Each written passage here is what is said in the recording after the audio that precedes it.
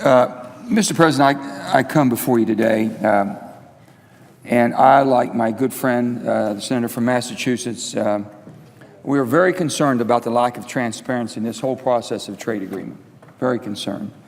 I saw the TPP text. I went downstairs and I saw that. I have to say the whole process was extremely disturbing to me. Members must go to a classified room. Now, we do go to classified rooms as a bipartisan group on many issues that are very important to this country.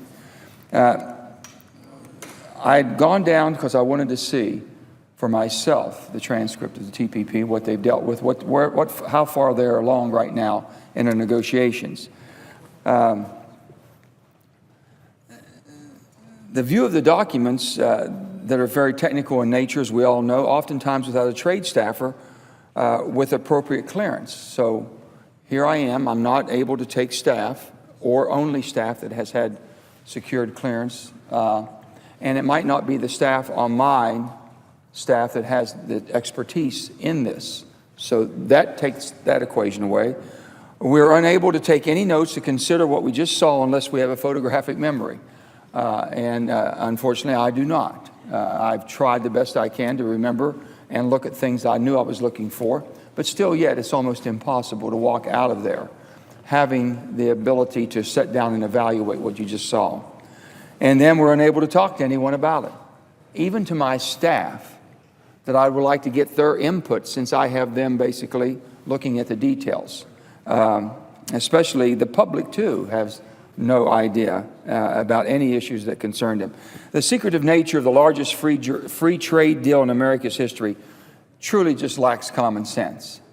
And let me just explain that. In July of 2001, President Bush at that time released a draft text of the free trade area of the Americas Agreement, the FTAA.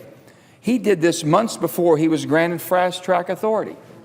He wasn't afraid to let us see. He wasn't afraid of the American public to know what was in that. And we were able to see it didn't squelch the deal. It didn't harm anything. They released the text of the FTAA, the different positions of the 34 countries in important areas as intellectual property rights, investor-state dispute settlements, and anti-dumping duties. All very important to our country and the jobs that we have in this country.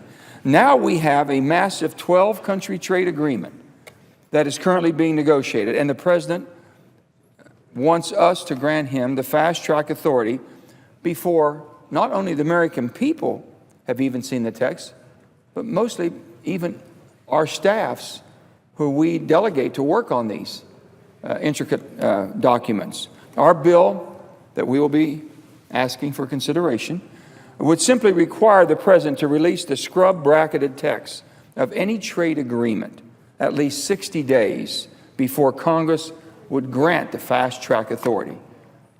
That's pretty sensible, pretty reasonable. Just release the scrubbed document that you have agreed on so far 60 days before you ask us to give the fast-track agreement. Before any member of Congress is asked to vote on the most expansive trade bill in U.S. history, the American people deserve to see what is in the bill. And that's why they elect us, to make sure that we're able to confer with them, have a dialogue, and explain why we are or why we may not be for a certain piece of legislation, especially a trade agreement. If this bill is as good for the American worker as proponents have claimed, then the administration and anybody else should not be objectionable to let the American worker see the details before Congress is forced to grant the President trade promotion authority. I will only say this, Mr. President. In my beautiful little state of West Virginia, as I go through it, and we look back through the trade agreements that have been already granted since the NAFTA, we have not seen an uptick. In fact, we've lost 31,000 manufacturing jobs. And I, for one, am not willing to vote to put one more job in jeopardy in West Virginia.